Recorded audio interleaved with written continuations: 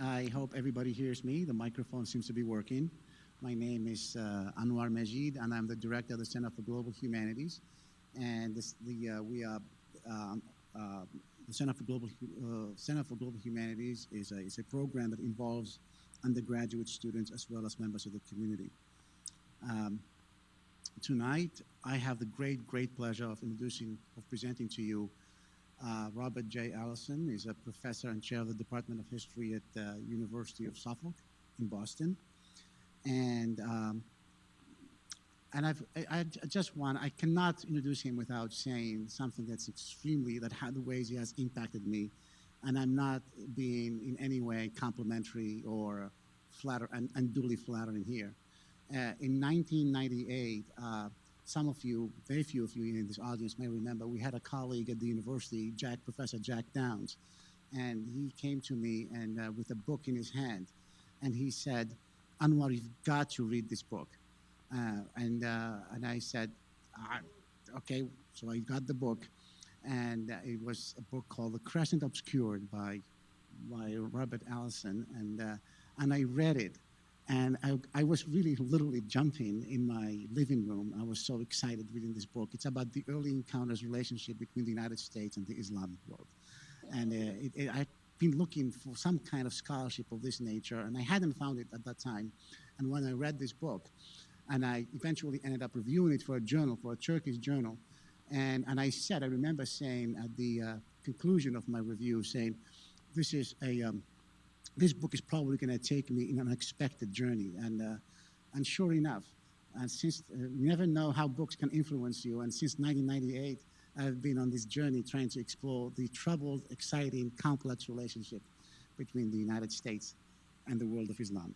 So only for that reason, I'm so super excited and so very incredibly honored to have Robert Allison in the audience today. He also studied with the great historian of the American Revolution at Harvard. Just remind me of the name. Bailey, yes. And so he has a PhD from that institution. Robert J. Allison teaches American history, constitutional history, cultural contact in world history, the history of Boston. He is author of The Crescent Obscured, The United States and the Muslim World, 1776-1815, published initially with Oxford and now with the University of Chicago Press. And A Short History of Boston. He has edited several books, including the interesting narrative of Olaudah Equiano or Gustavus Vasa, The African, several volumes in the award-winning American Era series, including the Revolutionary Era, 1754-1783, and The Development of a Nation, 1783-1815. He also edited 2 volumes of 20th century American political and social history, History in Dispute, The Pursuit of Progress, 1900-1945, and The Pursuit of Liberty, 1945-2000. He is involved with several museums and historical societies in Boston, including the proposed Commonwealth Museum. He has been actively involved with the Boston History Collaborative, developing Boston by Sea, a maritime trail, featuring both land and water-based tours of Boston's maritime history. He has delivered public lectures at the Bostonian Society, the Adams National Historic Site. He has presented papers at conferences in the United States, Wales, and Turkey. And he also had a hand in my having participated in a sort of advisory group at the USS Constitution Museum in Boston when they were trying to put up an exhibit on the Barbary Wars. So an incredible fellow, and the Center for Global Humanities is delighted to welcome him tonight.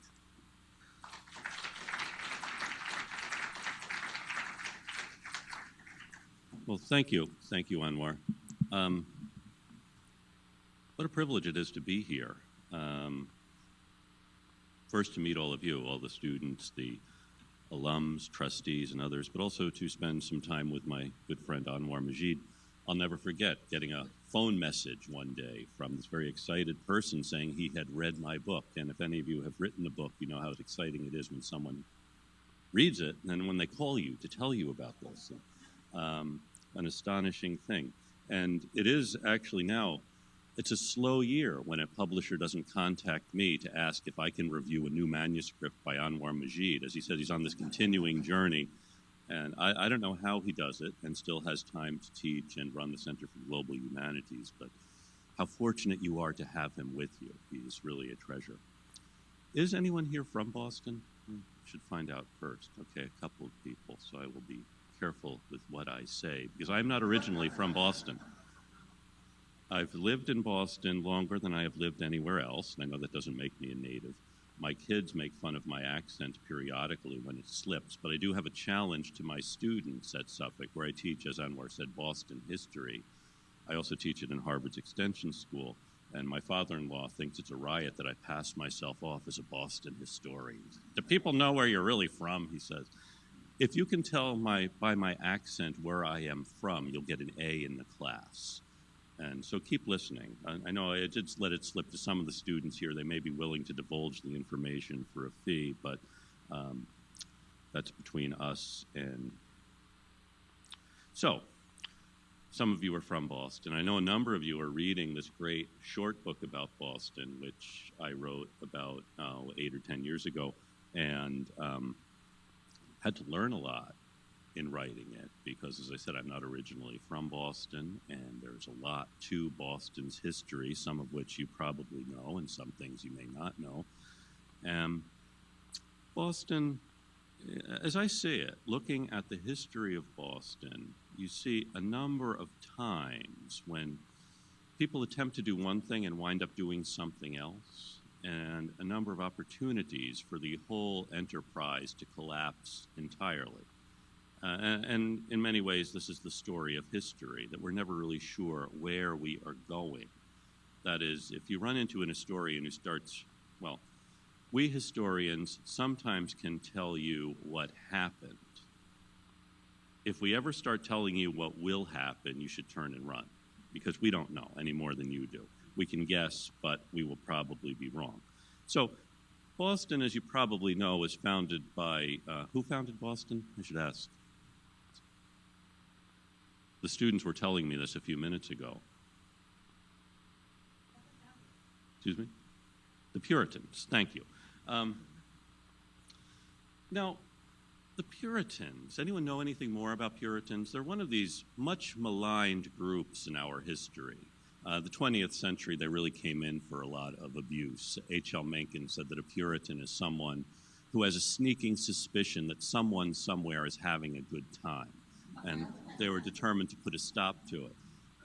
They're a little more complicated than that. I am not as fond of the Puritans, perhaps, as I should be, or maybe too fond.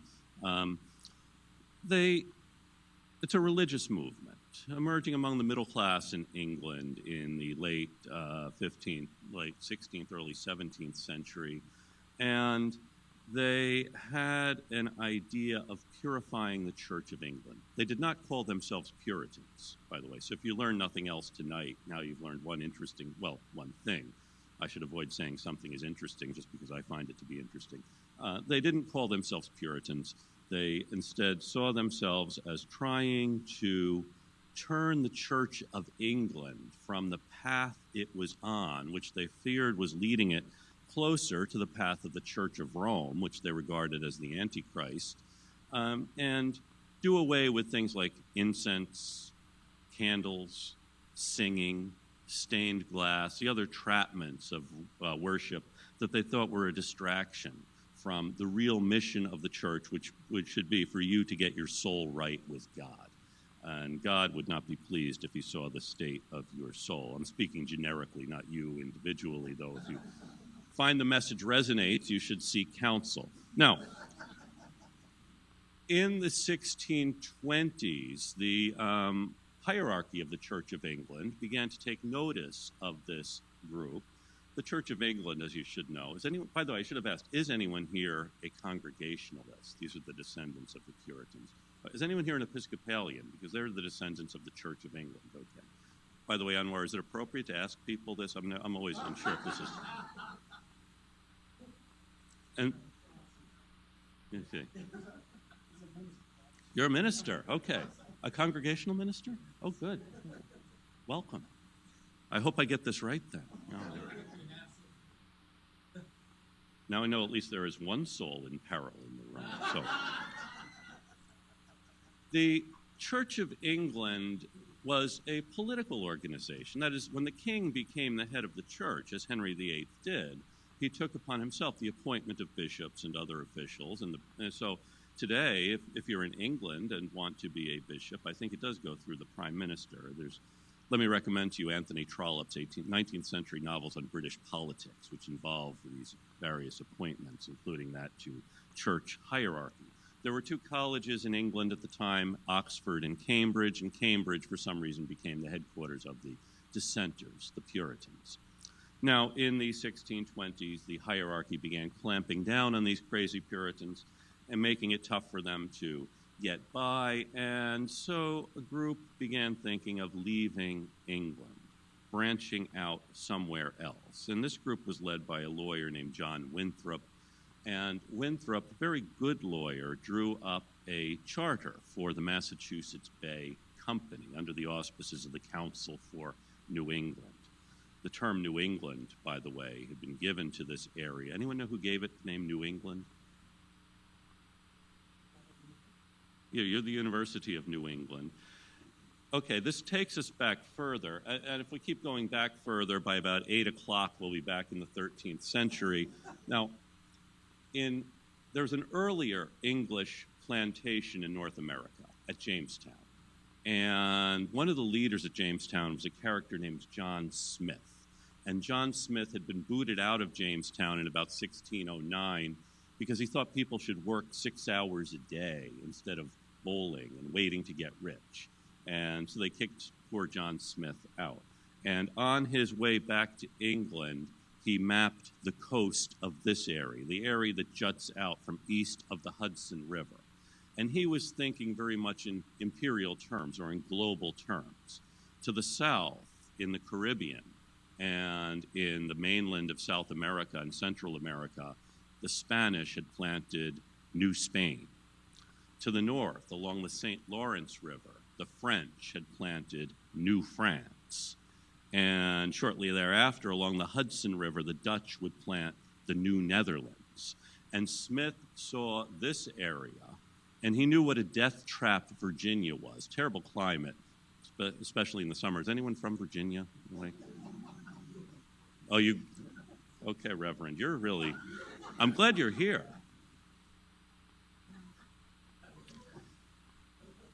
Miserable climate. So this is the thing that I think strikes anyone in New England now as odd, that someone would look at this area and think, boy, what a great climate this is. A much better place for a permanent English settlement, which Smith said will be New England.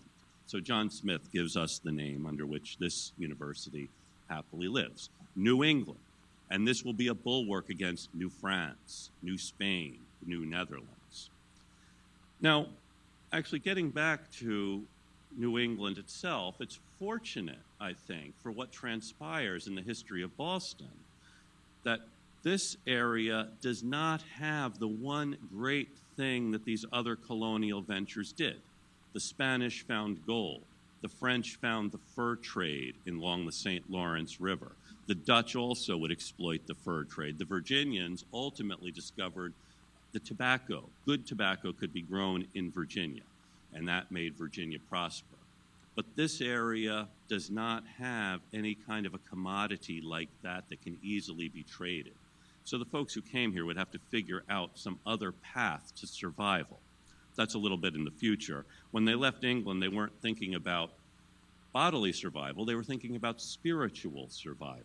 England was corrupt. England was beyond salvation with the Church of England, and you know who you are in the room, and the power of the monarch. So they left. As I said, Governor Winthrop forms the Massachusetts Bay Company to build a settlement between the Merrimack and the Neponset rivers in what is today Massachusetts.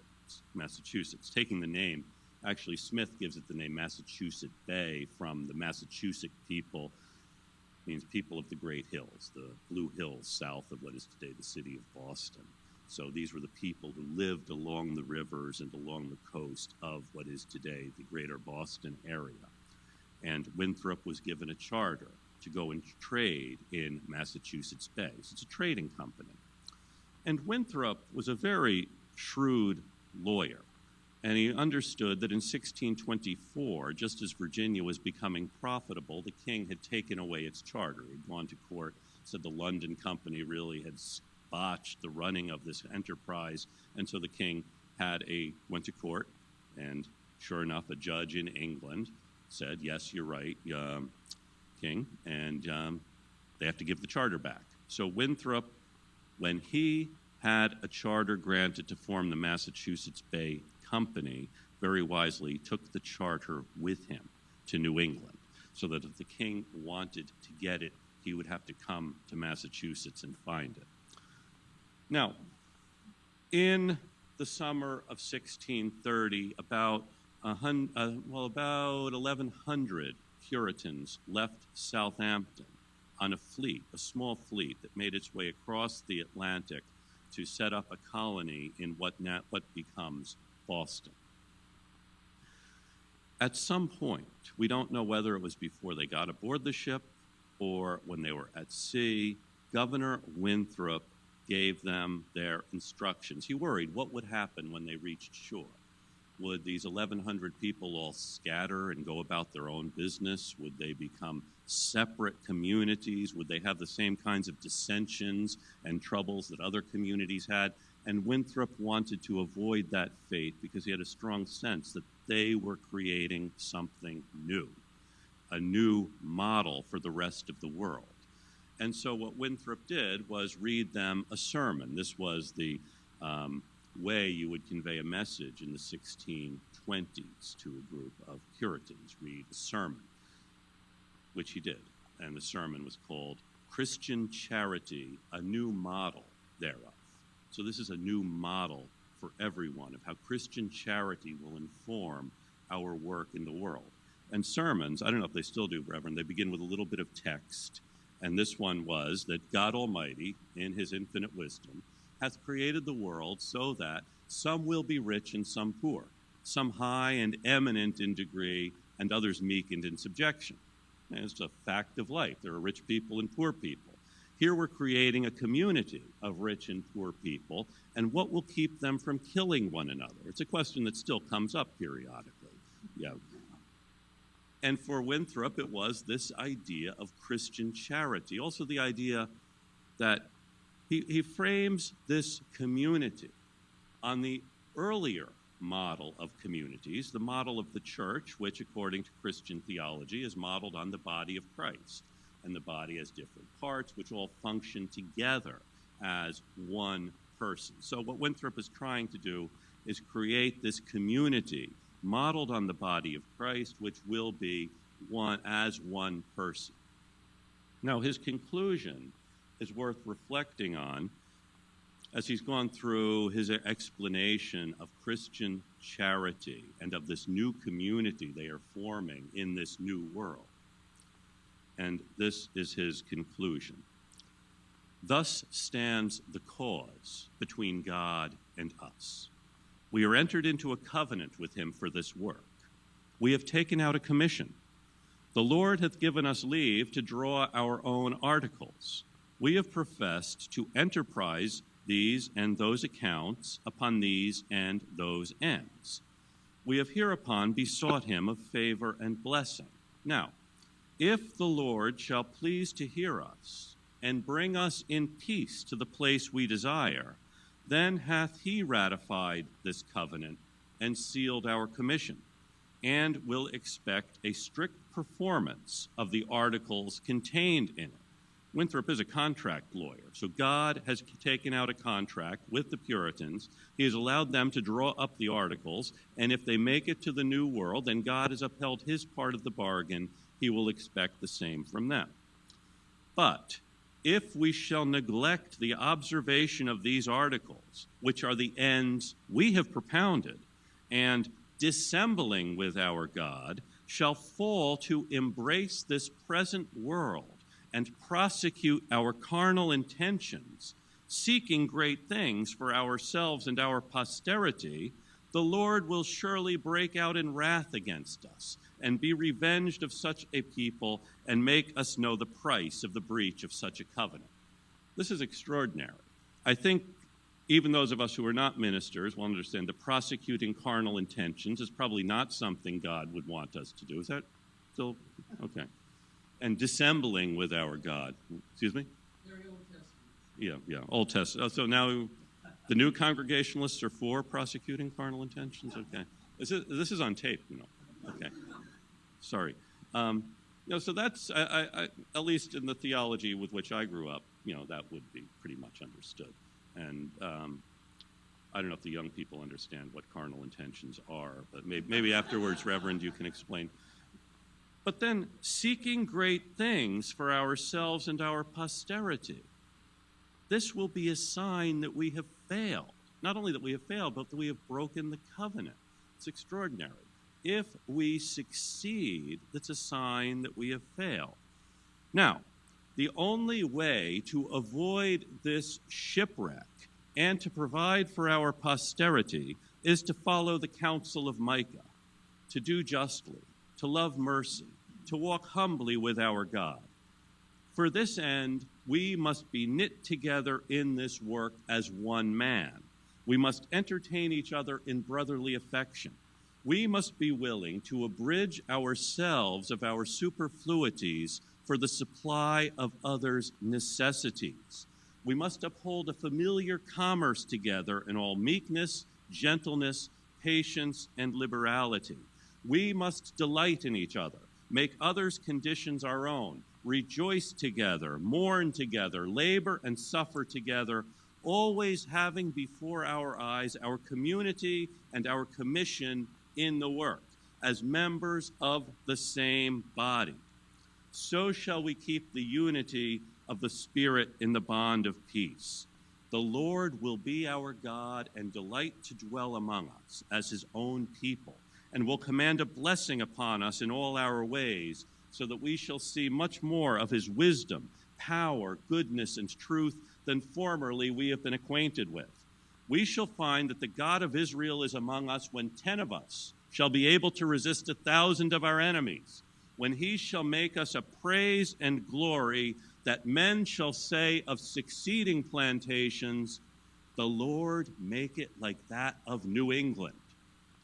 For we must consider that we shall be as a city upon a hill. The eyes of all people are upon us, so that if we shall deal falsely with our God in this work we have undertaken, and so cause him to withdraw his present help from us, we shall be made a story and a byword through the world. We shall open the mouths of enemies to speak evil of the ways of God and of all professors for God's sake. We shall shame the faces of many of God's worthy servants and cause their prayers to be turned into curses upon us till we be consumed out of the good land whither we are going. The reason I think Winthrop probably gave this when they were on the ship is if he told these folks this before they got aboard, few would have gotten on. That is, the stakes are very high here. That is, the city upon a hill imagery comes back to us actually first in 1961 when John F. Kennedy invoked it in a speech to the Massachusetts legislature just before he became president of the United States. And then the 1980s, Ronald Reagan always made it a shining city upon a hill. And then in 1988, the governor of Massachusetts, then running for president, invoked it. So it comes back, the idea of a city upon a hill. And often we use it with the idea the world is looking on in admiration. That is, it's admiring the city upon a hill. I think Winthrop's meaning is the world is waiting for us to screw this up.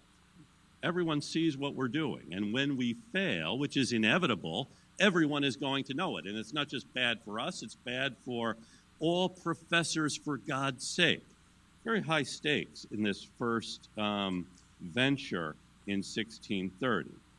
So the Puritans, though, arrive in 1630, and they form a community on the Shawmut Peninsula and along the rivers leading into Boston Harbor, this very good harbor. And one of the reasons Boston flourishes, now they stopped in Salem.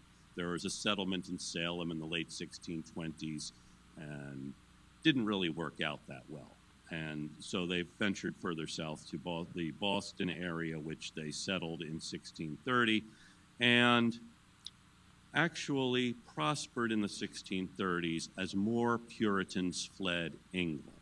And those who had arrived here first had a benefit because they were here and they could sell stuff to the newcomers, get them started. So the first decade of this venture were quite prosperous. And then something happened that was very bad for the Puritans in Massachusetts, very good for the Puritans who had stayed in England. They wound up taking over in 1640 or so. There's a civil war in England. The Puritans who had stayed behind, those who said, yes, England is corrupt, but we are going to stay here and try to stamp out the corruption, wind up overthrowing the monarch and taking over. So England becomes a Puritan domain. It would make you feel kind of foolish if you had left because England was corrupt and you're going to set up a guidepost in Massachusetts so England could see how it could reform itself. And then in 1640, England has reformed itself. And if you want to save the world, in 1640, London would be a much more comfortable place from which to do it than Boston would. Probably even today, but don't tell anyone I said that. So this causes something of a dilemma for the Puritans, one of many dilemmas they will have as they're trying to create this new model for the world here in New England. What do? Do they pack up and go back to England, or do they make a go of it in this new world? And how will they continue surviving? And some of them have such a stake in this society, notably Governor Winthrop. They don't want to go back to England. They want to continue this new world they have created here in Massachusetts. And their salvation, I don't want to use the term salvation lightly, they're still aiming for the great hereafter, but meanwhile they do need to make a living, and they find a way to do this in the 1640s and after through trade. As I said, they don't have the great commodity of New Spain or New France. They kept imagining, though, that the rivers of Massachusetts would lead inland to the Lake of the Iroquois, teeming with beaver pelts, and they would be able to dominate the beaver trade.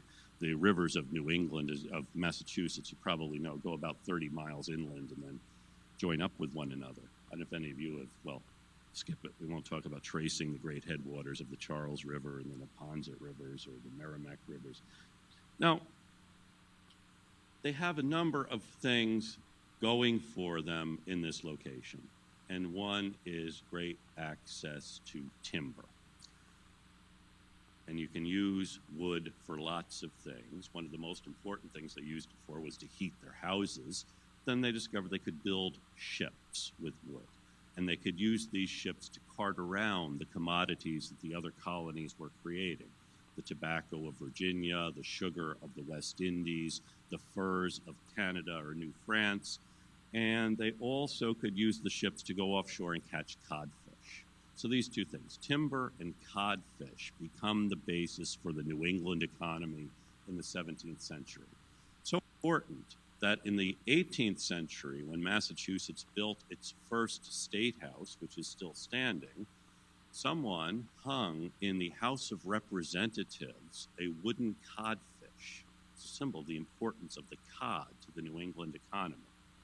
It's still actually, when they built the new State House in the 1790s, the cod was marched with great ceremony from the old State House to the new State House, where it still hangs. And then in the 1790s, when Massachusetts built this new State House, does anyone know what's on top of the golden dome of the Massachusetts State House, by the way? I usually ask people this when they're standing in front of it, and they don't get it. Anyone have a guess? Not a pineapple. You're close, though. Yes. Not an acorn. A pine cone. Okay, pine cone representing the timber of Maine, actually, which was, of course, part of Massachusetts. And it's the pine forests of Maine that help build the ships that then allow folks from Massachusetts to trade all around the world, which they do in the 17th century and in the 18th century. This is one of the phenomena here of Massachusetts, of creating trade really on their own terms, just as they had created a government on their own terms. As I said, Governor Winthrop brought the charter with him and instituted a general court of free men which would govern the colony. Puritans. I know a number of the students here are writing about the Puritans and their kind of interesting religious ideas. If you weren't here, Reverend, I would have said they're wacky religious ideas, but out of deference to you, So this trade is what leads us to the second, well, another of these great problems for Massachusetts. I realize I'm sounding very parochial and limited, looking at great world events as a problem for Massachusetts. You probably know about the classic Boston headline when World War III begins. It's Hub Man witnesses nuclear blast. Then in smaller letters, Hyde Park father of 5 slightly burned. And then in smaller letters, 27 million dead. We do tend to think a great deal about ourselves and think that the rest of the world is thinking about us. I suppose it goes back to the idea of being in a city upon a hill and the eyes of all the world are upon us. Now, the American Revolution starts off as a dispute over trade and taxes, and the British Empire in the 1760s tries to regulate this great empire that had developed through the individual enterprise of folks in the colonies. And folks in London got wind of the idea that, the folks in the colonies are doing pretty well with this extensive trade, and we should find a way to make sure the profits of the trade come to the empire. And this is what sets off the revolution. I could go into greater depth with it, but I know all of you have other things to do later in the evening. Revolution is actually one of the great stories in world history, and I don't want to get started because then we never will get out of here. So just to let you know, the Americans, the revolution begins in Boston and could not have begun anywhere else. And it begins in Boston. I'm giving you the shorthand version. Having just told you, I'm not going to tell you. No, I am telling you. Shorthand version, it begins in Boston because in Boston there is an idea of self-government that doesn't exist anywhere else. Town meetings. Each town sends its representative to the general court, and that guy's job is to do what the people in the town tell him to. And if he comes, and he's elected every year, public vote in the town meeting. If you go back to the town meeting and say, gee, I couldn't get you what you wanted because other towns are more important, they're going to vote in someone who is going to go and do what you want. This is an idea of self-government that begins in Massachusetts and I hope has not quite ended in Massachusetts. So you have self-government in Massachusetts, and this is what then one of the governors of Massachusetts says the problem here is that the meanest sort of people think they run everything. 10 people can call for a town meeting, and then the town meeting happens, and whatever the town meeting decides is official town policy. He thought the big problem, this is Governor William Shirley, the big problem in Massachusetts was these mean sort of people. By mean, he meant poor, not nasty. Nasty people still have a great deal more power than they should. I think we all can agree. They have more power in Massachusetts than they do anywhere else, and we need to do something to rein this in, or as he put it, to reform the democratical part of their Constitution. Just a good rule of thumb. If you're studying the 18th century and someone uses the word democratical, they mean it in a very bad way. So this begins in Massachusetts with this idea of self-government, local control over elected officials, and the idea that you as a voter control your representative. In England, the idea is very much the reverse, that the members of parliament thought about the good of the empire, and they weren't beholden to the folks who had elected them. So, revolution begins in Massachusetts, and in 1780, as you know, Massachusetts drew up a new constitution, the oldest written constitution still functioning in the world. And I think by state law, I am required to say that every time I give a lecture outside the boundaries of the Commonwealth, just to remind you, even though Maine, of course, was part of this great experiment in self-government until 1820. So Massachusetts has a constitution, but there's a problem after the Revolution going back to this whole idea of trade. Trade is what had nurtured the development of Massachusetts, the growth of Massachusetts, the wealth and prosperity of Boston. And then the trade had actually been protected by the British flag, and once the war is over, the British inform the other trading partners in the world that they no longer are protecting this particular flag. So if, for example, the Algerians are allowed to attack American ships and hold their crews ransom, the subject of the book Anwar was so good to mention earlier, the British ports in the West Indies that had been the most important trading ports for Boston ships now are closed to them. British say, you want to be independent, okay, you just can't trade in British ports anymore. So they're shut out of the Caribbean by the British, they're shut out of the Mediterranean by the Algerians, and they're carrying a lot of salted cod into the Mediterranean.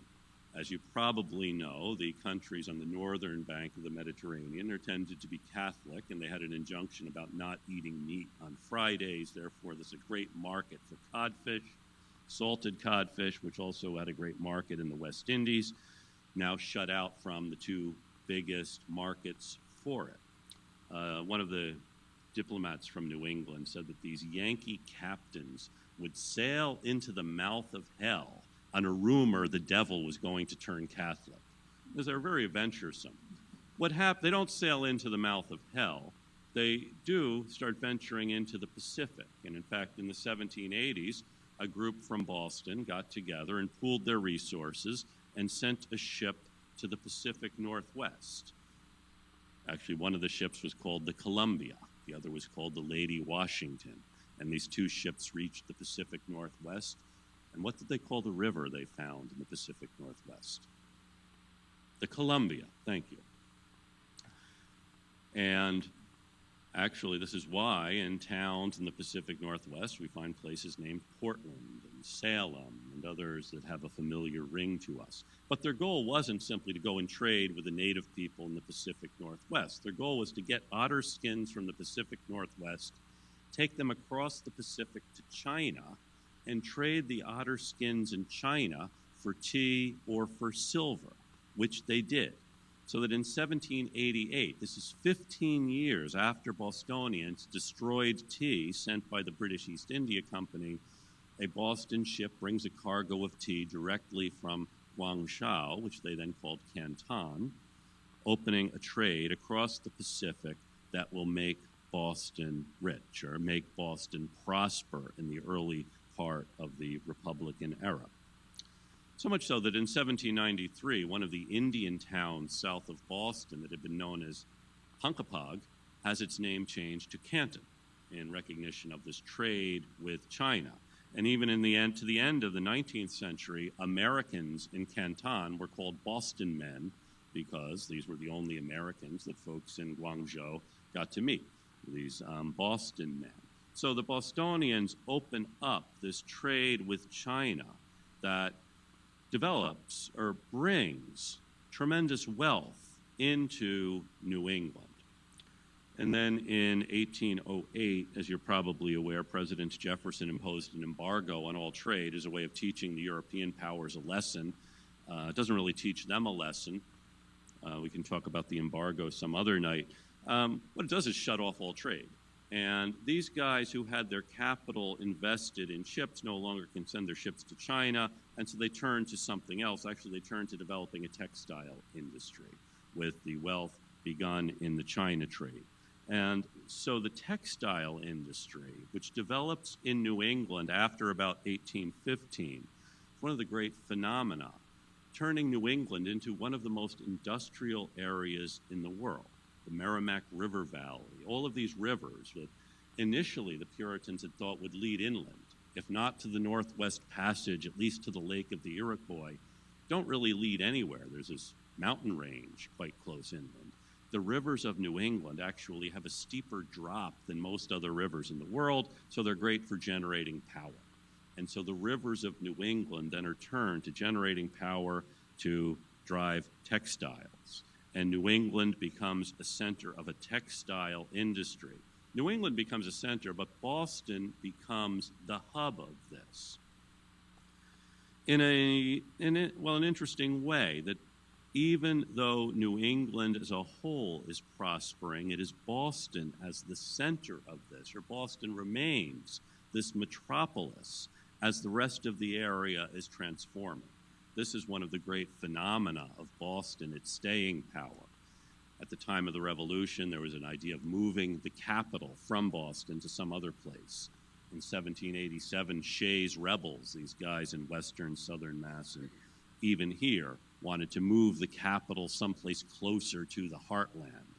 And as you probably know, in just about every other state after independence, the capital did move inland. South Carolina, New York, North Carolina, Georgia. I'm not just going down the list of states whose names I know. These actually do have their capitals move inland. But Massachusetts doesn't. Boston stays the capital. And when the textile industry develops along the Merrimack River, the Bostonians had already built a canal connecting the Merrimack with Boston, the Middlesex Canal, so that the goods being produced in Lowell, Lawrence, Haverhill will come through Boston. The cotton being shipped up to these textile mills will go through Boston instead of through Salem or Newburyport or one of these other places with easier access to the mouth of the Merrimack. So the Bostonians build canals, then they begin building railroads, and this is why Boston becomes known as the hub, because of the number of railroad lines intersecting in Boston or generating out from Boston, like the radii around a hub, which Boston was. Actually, the term hub refers to the State House. I believe it was Oliver Wendell Holmes Sr. who said that the Massachusetts State House is the hub of the solar system. I wasn't thinking about the hub of New England or the hub of North America. No, the hub of the solar system. I suppose this is one of the reasons that we Bostonians are rarely asked to leave town and talk about our hometown, right? You're probably reconsidering this invitation as I speak, Anwar. So, okay. One guy who really didn't like Boston in the 19th century was Edgar Allan Poe, born in Boston. His mother was an actress, and Poe had a lifelong hatred for Boston. This is the time when Boston considers itself the center of American literature and intellectual life, which it may well have been.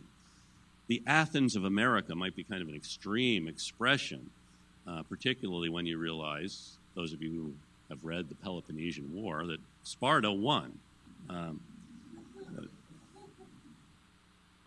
But Poe, he became quite a noted literary critic, and literary critic you wouldn't want to mess with. He said he accused Henry Wadsworth Longfellow of being a plagiarist. Probably some form of heresy to come to Portland and repeat what Poe said about Henry Wadsworth Longfellow. Bad poet and a plagiarist, which I guess is worse. He's copying other bad poets, he said. But he also, Bostonians, he thought, were rather too trumped up with their own feelings of importance. In the center of Boston Common, there was and is a pond called the Frog Pond. And it's called Frog Pond, obviously, because there were frogs in it. And Poe called all of Boston Frog Pondia. And the Bostonians were Frog Pondians. And if you think about what he meant, frogs make a lot of noise. But if you really look at them, what do they have to show for it? The loudest bullfrog isn't that impressive to look at. So the Bostonians are like a lot of bullfrogs trumpeting about how great they are and how great this frog pond is. But after all, they're frogs. These are the kinds of things, I suppose, that made Poe not the most popular literary figure in Boston. I think if I were a real Bostonian, I would now point out that Poe had a drinking problem and came to a bad end in a gutter in Baltimore. So, he didn't like Boston because of this idea. And Oliver Wendell Holmes, who had a way with words, also said that in Boston, they measure buildings by the State House, land by Boston Common, and men by Edward Everett. Now, enough with Holmes. Another Bostonian, E.L. Godkin, who published The Atlantic, a literary journal of the 19th century, which I believe is still going, said that in Boston is the one place where you find wealth and the knowledge of what to do with it in the same hands. And this is one of the things that makes Boston prosper in the 19th century, was the collegial relationship between the folks who made their fortunes in the textile industry or in the China trade, and fortunes that came from poor people, actually, who figured out how to build machinery or how to sail a ship to China and bring stuff back. These are tough merchant captains engaging in the China trade, and it makes them rich. And then their children will marry the children of better educated folks. This is why Henry Wadsworth Longfellow is able to move into one of the most elegant houses in Boston, in Massachusetts. His home had been built in the 17th century by a West India trader, the Vassall family, one of the wealthiest families in North America. Their fortune came from the West Indian sugar trade, and they built a series of mansions in Massachusetts and in Cambridge. This one is. Has anyone been to the Longfellow House in Cambridge? A number of you have. Beautiful place.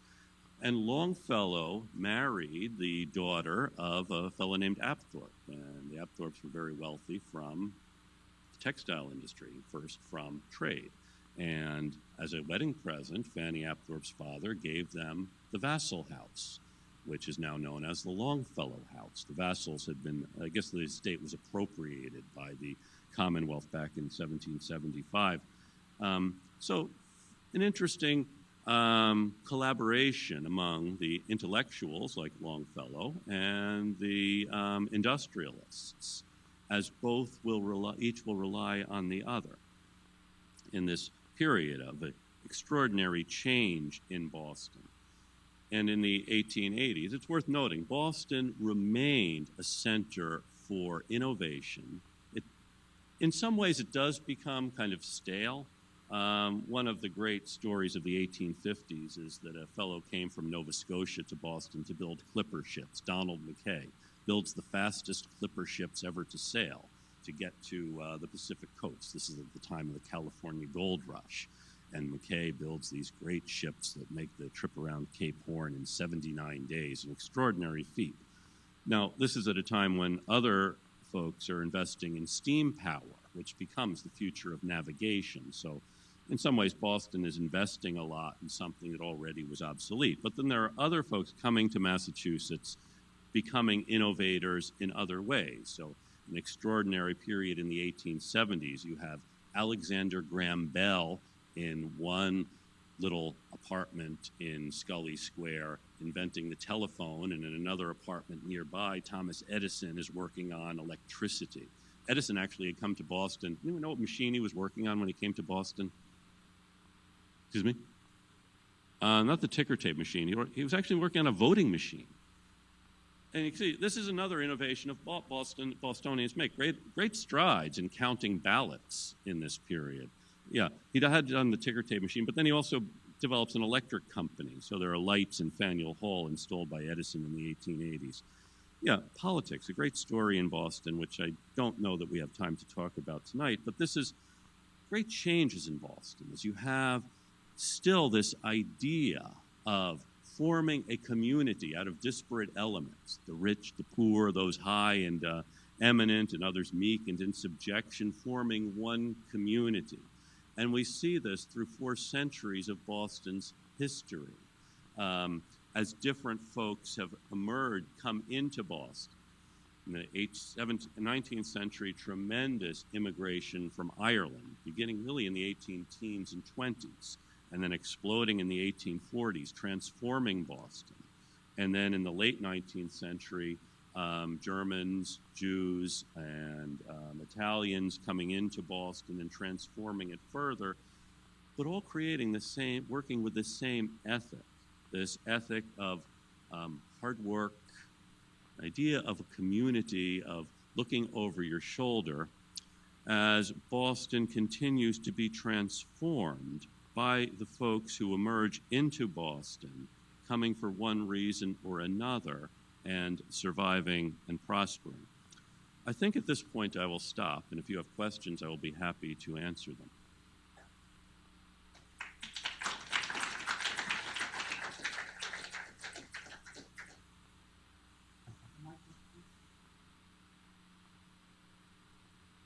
Oh, I see.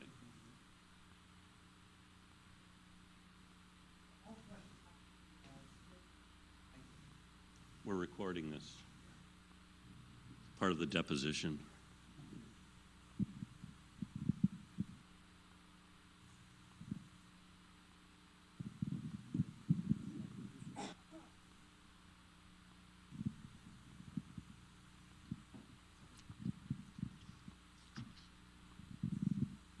Thank you very much for coming. Actually, this gentleman in back, yes. In your book, you mentioned the Brook Farm community in West Roxbury. And Just wondering if you could elaborate on that a little more, and in particular, why they why they didn't make a better choice for land, because it seems like it could have done a lot better if they had found some better farming land. Yeah, okay, so the question is about Brook Farm, which was this utopian community in West Roxbury, started by the Transcendentalists in, the 1840s, I think, and Hawthorne wrote a good novel about it. Hawthorne had a jaded view of it. Your question, though, is why didn't they choose better land? And I don't know. I mean, if you think about it, there really isn't a whole lot of good land around Boston. I think utopian communities in and of themselves will have problems, as Hawthorne gets at in the Blithedale Romance. It's a good question. I don't know. Do you have any thoughts on it? Maybe proximity, Yeah. but, which hurt them in a sense too. I guess the nail in the coffin was when the big structure burned down and the fire department showed up a couple days late. Yeah. Both, I mean, that's both a blessing and a curse. Being close to Boston, which means you can walk back, but then you're still, rather like Henry David Thoreau, living in this cabin in the woods, but then going to have dinner with his mother every Sunday. And one of my favorite parts of Walden is where he's goes to visit some people in town, and the couple have gone to bed, and he's still sitting in the living room thinking about their blighted lives. I'm just thinking about what's the conversation going on in the bedroom? How are you going to get this guy out of here? I think is probably what they're saying. This gentleman had a question first. Yes.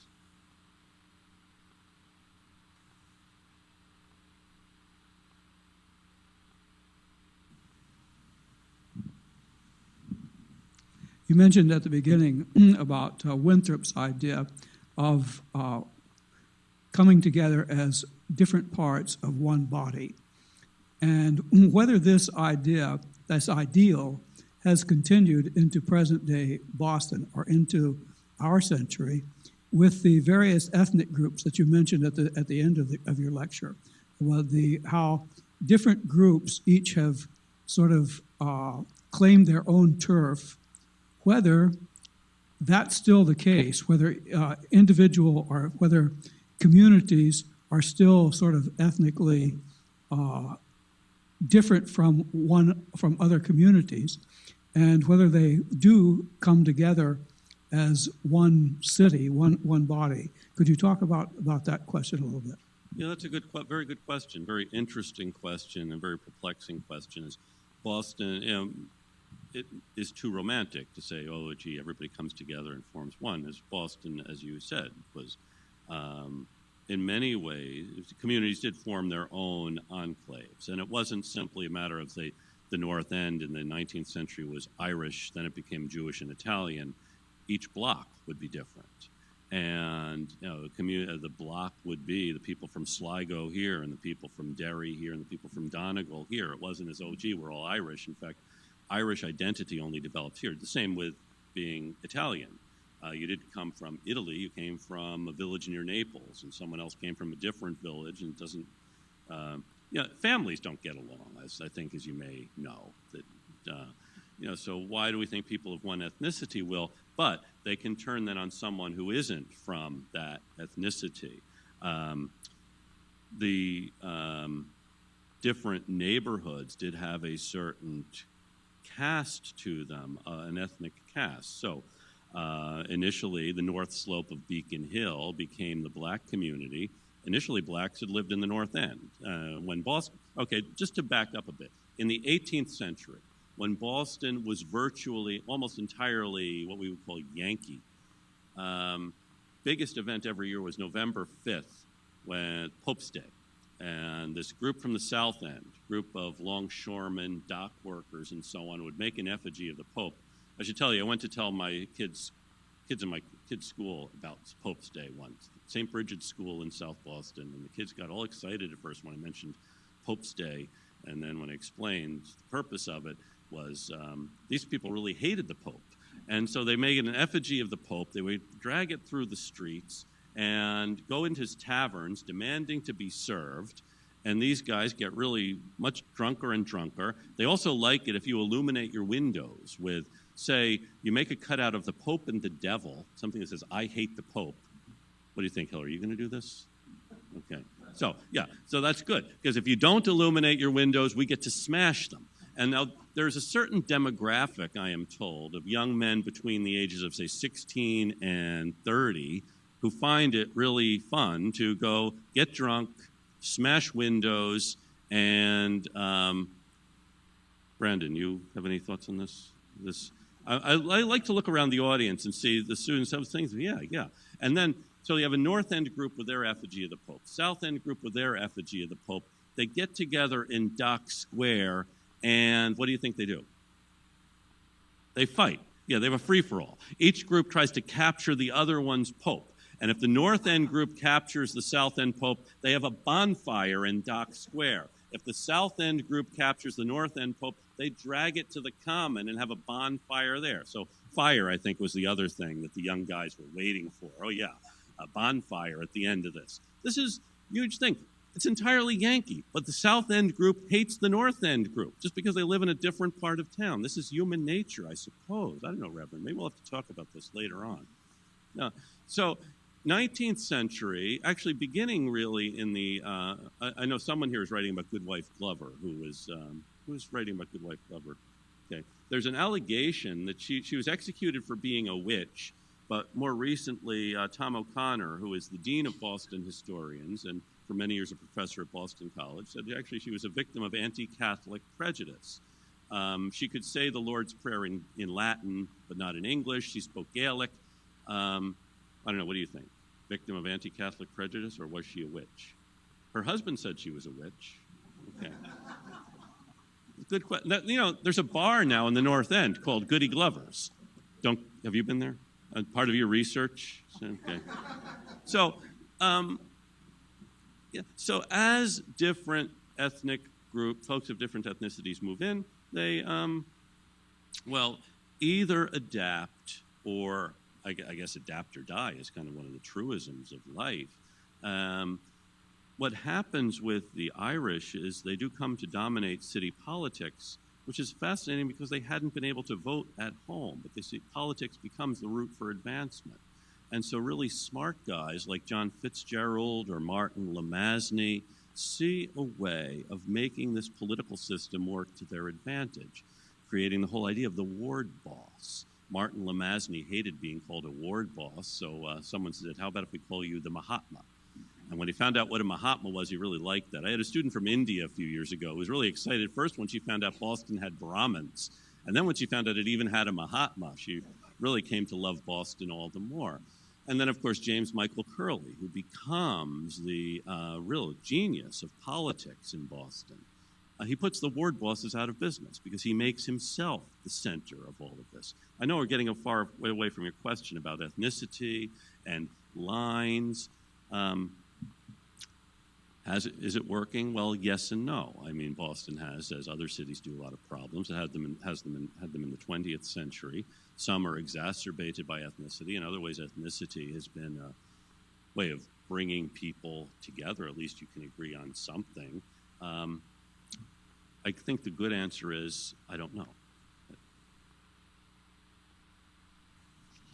Two questions. Would you comment on when and how Boston became one of the truly great higher educational centers, really of the country and eventually of the world, I guess? And secondly, unrelated to it, given the strong Protestant and anti-Catholic bias, when and how did the Catholic Church become such a prominent organization in Boston? Two very good questions. First school in the country, you should know, 1635, Boston Latin. I have one son who was class of 08 and another we hope will be the class of 2011. We haven't gotten, his grades are better this year. So it has an educational tradition. And then, of course, Harvard was founded in 1636. But that's a different question, really. And I think the idea of Boston as a center for higher education really takes off in relationship almost to the question this gentleman asked before. And when I get to the end of the answering your first question, you'll have to remind me. The second one was on the Catholic Church. Okay. 19th century, tremendous immigration into the United States as a whole. and a real fear. What will we have separate tiers of citizens? And the Massachusetts Constitution actually calls for each town to support grammar schools. And in the 1830s, Massachusetts creates a commissioner of education. Horace Mann is the first secretary of the Education Commission, and he makes a tour of the Commonwealth to inspect schools, and then requires all schools to be uniform. The idea is you have this immigrant population, it has to be educated. If not, you will have separate tiers. You will have people who will never be part of the body politic, which the Massachusetts Constitution speaks of. So you have the creation of public schools in Massachusetts, and in the middle of the century, you already had Harvard, of course. Trying to think if there are others. The other schools really begin developing in the 19th century. MIT is created mid-century as a place to learn mechanical arts, useful things. Holy Cross, or the College of the Holy Cross, in I think the 1840s.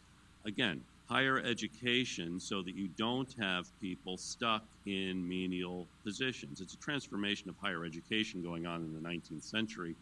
I suspect this institution was part of that, the idea of an academy to teach people useful things. The real boom in education, though, we have schools being created for a variety of reasons. In the 19th century, the real boom in education happens after World War II with the GI Bill.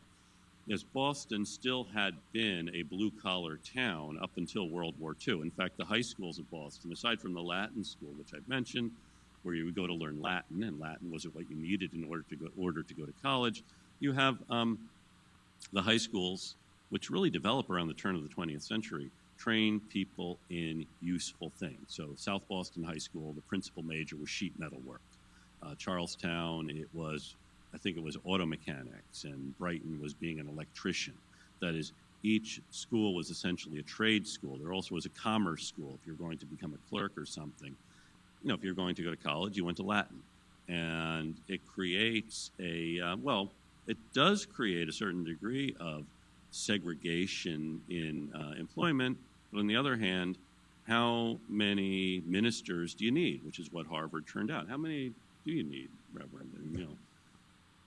So you need a practical education, and it's really the GI Bill that then transforms the whole American economy from one of a blue-collar industrial economy into a service economy or a managerial economy, which is what we have today. How well is that working? I couldn't tell you, and I think that would be the subject for another lecture. Second question on the Catholic Church, which other than Goodwife Glover, there probably were Catholics, even though it was against the law to be a Catholic in the British Empire, actually, until the Quebec Act of 1773, where the British had taken Canada and said, well, we'll let the French Canadians keep their religion, which actually was very controversial in Massachusetts. Boston considered the Quebec Act one of the intolerable acts. Why are they letting papists, which is what they called Catholics, keep their religion? And Bostonians still wanted to observe Pope's Day. 1775, George Washington has arrived to take command of the Continental Army. He knows that the United States is trying to get support from the French, and he hears that soldiers in this New England army are about to celebrate Pope's Day. And he's outraged. And he says, no, you cannot have anything to do with this childish custom. Especially now, we're trying to make an alliance with France. The King of France is His Most Christian Majesty. He's a Catholic, so 1778, actually, there are Pope's Day riots when there's a French fleet in Boston. Actually, this is a true story. There's an army of British prisoners of war, Burgoyne's army, that had been captured at Saratoga. They were in Boston. And there are these French sailors in town. And the Bostonians decide to observe Pope's Day. And they get into this big brawl and start attacking the French sailors. The British soldiers come to the rescue of the French. The French are on the side of the Americans in this war, but here in Boston, anyway, in the 1790s, the French have a revolution which overthrows the monarchy and also disestablishes the church. and a lot of French exiles come to Boston, including a French priest, Father Matignon, and then shortly thereafter, Father Cheverus or Cheverus. And in 1808, Boston becomes a diocese. There was one diocese in the United States in Baltimore, and in 1808, the Pope created a diocese in New York, one in Philadelphia, one in Boston, and one in what's now Lexington, Kentucky. Okay, so Boston now has a bishop, Bishop Cheverus, and Cheverus realizes to get along in Boston, you have to get along with the Yankee elite, and does pretty well, actually. Builds a cathedral with support from a lot of the Protestants. 1830s, his successor is a guy named Bishop Fenwick, and Cheverus is French. He realizes, I'm not from this country, I need to learn to get along. Fenwick's from Baltimore. He's an American, doesn't need to apologize to anybody for anything. And this doesn't sit well with some of the Bostonians, and he wants to put a cemetery on Bunker Hill. There already is a cemetery on Bunker Hill for Protestants. It's illegal to bury Catholics in Massachusetts at this time, just as it's illegal to bury Jews in Massachusetts at this time. Cheverus says, I want to have a cemetery here. Charlestown selectmen say, oh no, that would endanger the public health. And Cheverus is a belligerent enough guy. He also has a convent school outside of in Charlestown. And rumors swirls about what's going on inside the convent school. The children at the convent school, it was a school for girls, were all Unitarians. This is at a time when there was a split in the Congregational Church. It's kind of the old line Congregationalists, the descendants of the Puritans, and then is anyone here a Unitarian, by the way? That's a change in religious thinking. We'll get their names, Reverend. So the children of Unitarians are going to the convent school. The children of the Congregationalists are going to the public schools.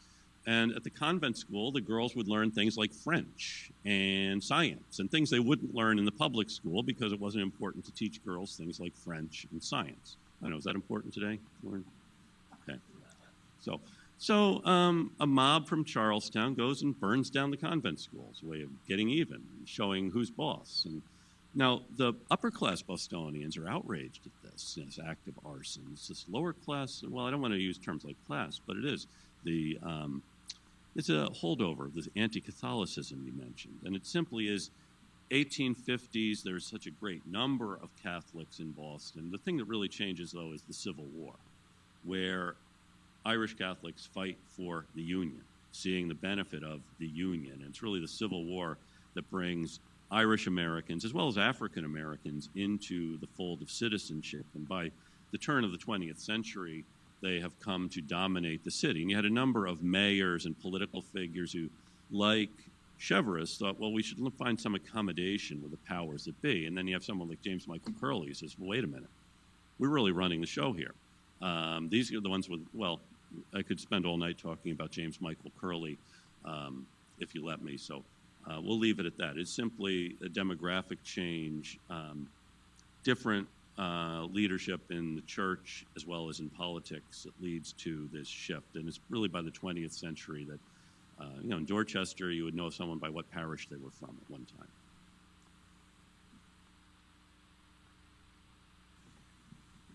Wasn't it, I'm not sure, but wasn't it 1836 when Massachusetts, the last state in the Union at the time, disestablished? I mean, wasn't that the stronghold of anti-disestablishmentarianism? And in a way, that turn there started to pull the meeting house away from the center of the political realm. Yeah, it's a long story in Massachusetts, and it was at this time, really early 19th century, when you see, I think the first early 19th century was the split between the Unitarians and the Congregationalists. Okay, so sure. The congregation, let's suppose the congregation decides to become Unitarian and the minister doesn't, or the minister becomes Unitarian and the congregation says, well, wait a minute, we're Congregationalists. And the question is, who controls the meeting house? Because the meeting house is a public space. The town supports it. And this had been under fire, actually, long before this. In 1774, when the First Continental Congress assembled in Philadelphia, John Adams, Samuel Adams, John Hancock go down to bring the fight of Massachusetts, hope the other colonies will come in and join Massachusetts in its war against the British. And another guy from Massachusetts shows up uninvited, Isaac Backus. He's a Baptist minister. And he says, hey, you know, the no taxation without representation thing, my congregation has to pay taxes to support the Congregational Church. Is that fair? You know, it says this in Philadelphia, where there's a Catholic church, a Quaker meeting house, an Anglican church, you know. So they say, well, no, actually it isn't. And they tell the Adamses and Hancock, you have to do something about the Baptists. And they say, this is just a trick by the Tories to try to divide us. Of course they should pay taxes to support the congregational clergy. Is anyone here a Baptist, by the way? and the Adamses and Hancock are really offended when Congress invites Backus to offer prayers at Congress.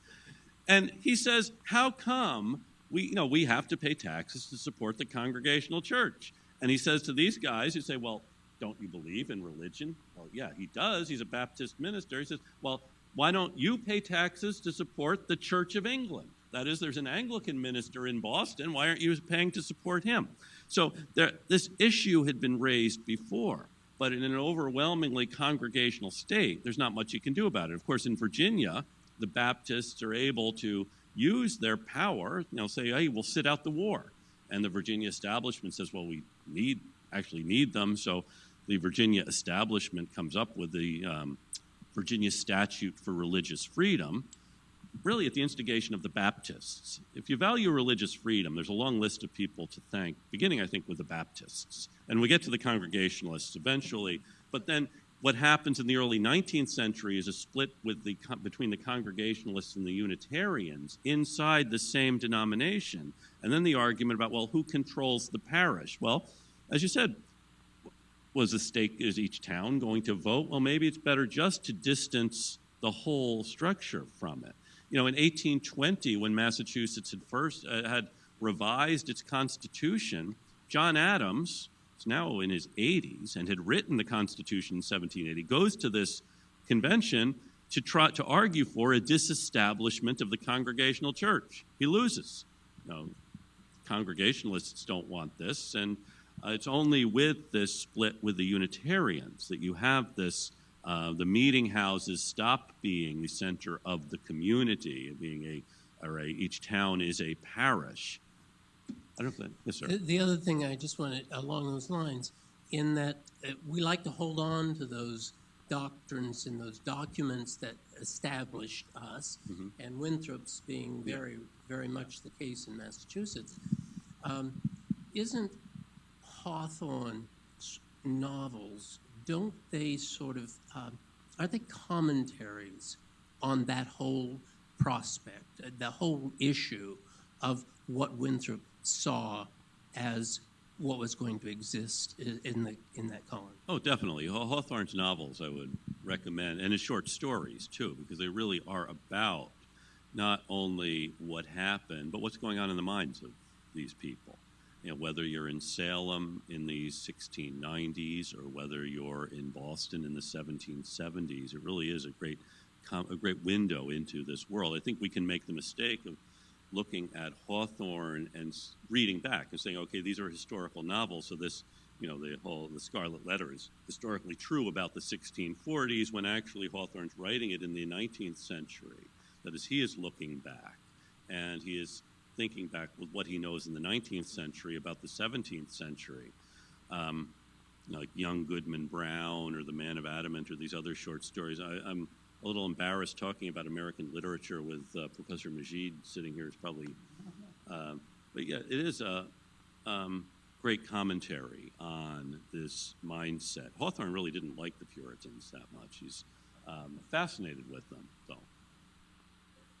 Any other? Yes, sir.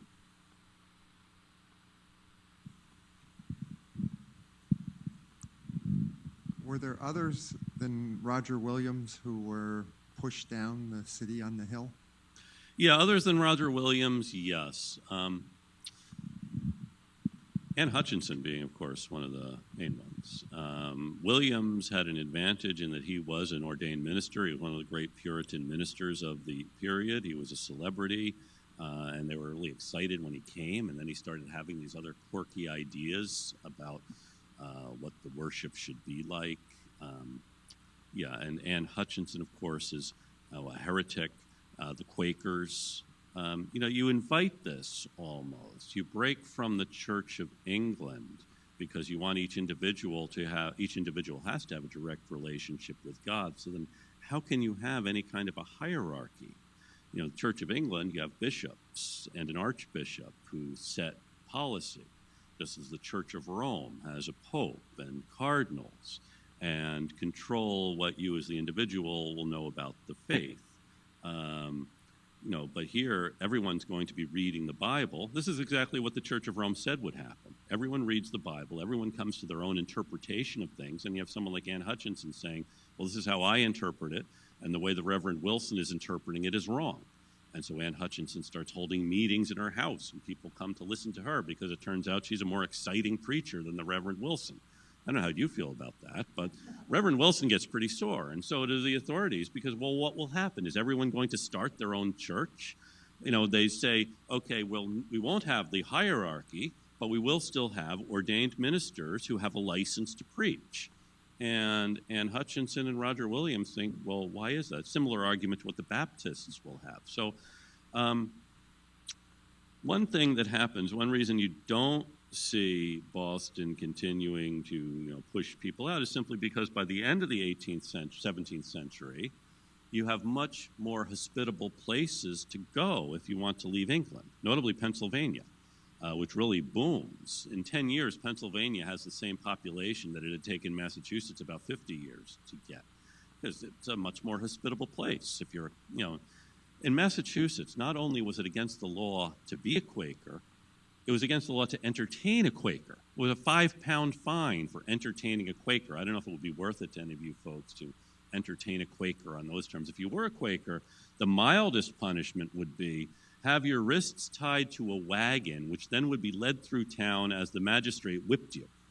So everyone could see this is what we do to Quakers. And of course, Mary Dyer, the inner voice keeps telling her to come back, and the authorities in Boston keep telling her if you come back, they'll execute you. And sure enough, they do. So, yeah, it's a very inhospitable place to outsiders. And this is one of the things periodically folks say, oh, yeah, it's still inhospitable to outsiders. I don't know. I mean, I came from nowhere, and they haven't thrown me out yet. But, it's part of an idea of creating a godly commonwealth, and how do you protect it? And not only against other Europeans, but also against Native Americans, as they are part of the problem. It's okay if they want to convert, that's one story, and they will have to change everything about themselves. This is why John Eliot translates the Bible into the Algonquian language so that the Indians can learn the gospel. A valuable thing. It's one reason we know the Massachusetts language is because Eliot translated the Bible into it. But then in order to become a Christian, it's not just, okay, on Sunday you're going to do this instead of doing whatever he did. It's a complete change in the way of life, according to the Puritans, as it would have been according to the Indians, as both lived in a spiritual realm where everything you did was informed by your thoughts of the hereafter, whether you were a Puritan or whether you were an Indian, and they had a different sense of what that meant, as well as incompatible ways of life and economic systems. So the answer to your question is yes, there were others. Over here. It interested me in how the geography of Boston contributed to the social architecture in the early time of Boston. Do you think an element of that exists today in the social architecture of Boston today? Yeah, that's a good question, how the geography of Boston still influences. Yeah, you see, for example, East Boston, which is near Logan Airport, 19th century, this was a haven for immigrants because this is where the ships docked. Now, of course, is where the airport is. So in the early 1980s, it still was an Italian neighborhood. It had been an Irish neighborhood early 20th century, became an Italian neighborhood, and that increased as folks moved out of the North End, displaced by the central artery. Then in the late 1980s, early 1990s, a lot of Salvadorans began moving in. And today the neighborhood is Salvadoran and Brazilian. again, because the airport is there. And what will happen is one person will move to a place for whatever reason, then other people will come. And you see this too. As I said, the African American community lived on the north slope of Beacon Hill. And then as a wave of immigration in the late 19th century came, Jewish and Italian immigrants moving into that area, which then was called the West End, the African Americans moved out because the immigrants were letting their houses, they weren't keeping up their houses, as well as there was a middle-class black community by this time. So they moved out first to either to Cambridge or to the south end of Boston. And then as in the early 20th century, more African Americans moved in, mainly to the south end, because that's where the railroad lines turned out. And this same time, there's actually a Jewish community emerging in the south end. Then in the post-World War I, World War II era, there's an influx of African Americans mainly from the south, who also will move into the south end, and that spreads into Roxbury and Dorchester. That is areas that are contiguous. You usually don't see people leapfrogging. Then in the 1960s, there was an exodus of Jews from Boston who mainly lived in the area around Mattapan, and they went to Sharon or the areas immediately south of Boston. The African American community that moved into Mattapan, as folks became more successful and didn't want to live in what was becoming really an inhospitable place, also moved out, but to Randolph, that is moving to the next town over. You're not jumping, not moving, say, from Dorchester to Plymouth. You would move from Dorchester to Braintree. It's something you see in the after the 1970s, with the cataclysm of busing, the migration out from South Boston and Dorchester was to Quincy, Braintree, and from Charlestown would be to Everett and Revere, and from East Boston into Everett and Revere. You know, as people don't move huge distances unless they have the means or the wherewithal. It's an interesting question. So I guess my answer to that also is yes, and it's something you've just made me think about.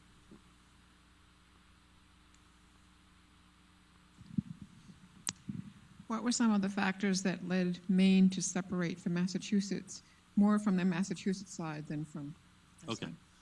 Factors that led Maine to separate. Great story, actually, about this. Surprisingly enough, it involved politics. Maine, the short answer, Maine was becoming, the big split was between Federalists and Republicans. Okay? Jefferson was a Republican. The Adamses had been Federalists. Everywhere else in the country, the Federalists are dying out, except in Massachusetts. Maine, though, is becoming very much Republican. And Maine was growing very fast. Federalists in Massachusetts realized if we really want to hold on to power in Massachusetts, it would be good if we lobbed off, tens of thousands of Republican votes. And one way of doing that is let Maine become its own state. So, yeah, it's, I guess it's what we might call gerrymandering, So that's essentially it. At 1820, there had been a push in Maine because of, getting to Boston and so on.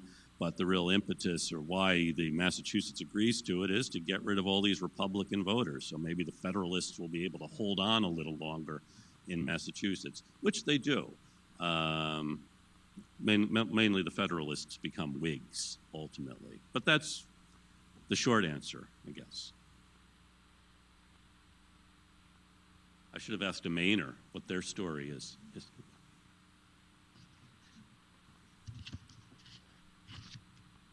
Hi, thank you. I just wondered if you could say something about Boston marriages and also why Boston is so difficult to get around as opposed to New York City, which has grids and everything. You hear that. Thanks. Boston marriages. Okay, this is another 19th century phenomenon. Usually would be women who lived together without any real comment. It was a different era when people, it was a Victorian era when we really weren't talking about whatever it was you did in private. So respectable women who would live together, and I think was it Henry James who coined the term Boston marriage in the novel The Bostonians. He has a couple of characters who are, that's all I know really, the Boston marriage. And anyway, does that answer your question? Why in Boston as opposed to somewhere else?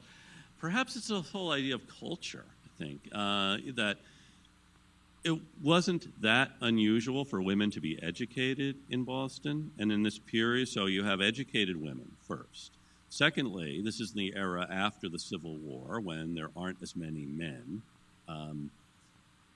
Women would inherit from their fathers, and so they would have a respectable life and wouldn't marry a man. They would, but why didn't this happen in New York? I don't know. Good question. I'll have to look into this. One of the great things about having people to talk to is you get good questions that then can propel you to think about things. Maybe one of the students who's tackling research on this can look into this, the Boston marriage, which is a very interesting phenomenon. I'm just thinking about a number of examples of this, but so difficult to get around. The rumor that the streets were cow paths is actually not true. Okay, the common had cow paths, but no, the other streets did not. I suspect it is because, Philadelphia is set up on a grid. Penn had this great idea of a grid, and it works, okay? Boston didn't. It had this kind of narrow topography initially on the Shawmut Peninsula.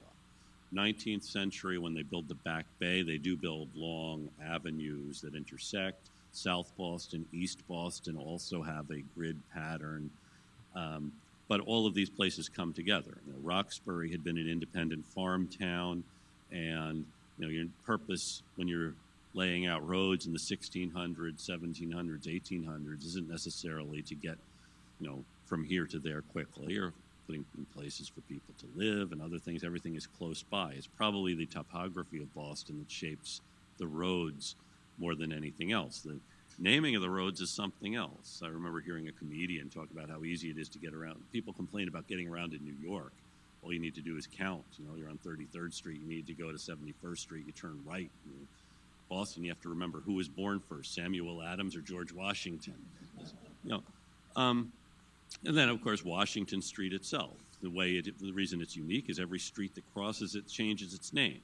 Well, that's great if you were in Boston and are walking around, but if you're on Neyland Street and you want to get to Boylston Street, you don't really know how. You don't know it's going to, you don't know Neyland Street's going to turn into Stewart Street, or Boylston Street's going to turn into Essex Street, or Winter Street will turn into Summer Street. I don't know, maybe it's partly our way of keeping out people who don't belong here. Yeah, and telling people, I can't tell you how to get there, even though I know. I would, it does come up. One way you're a Bostonian, though, is everything is a 5-minute walk. That's what we tell outsiders.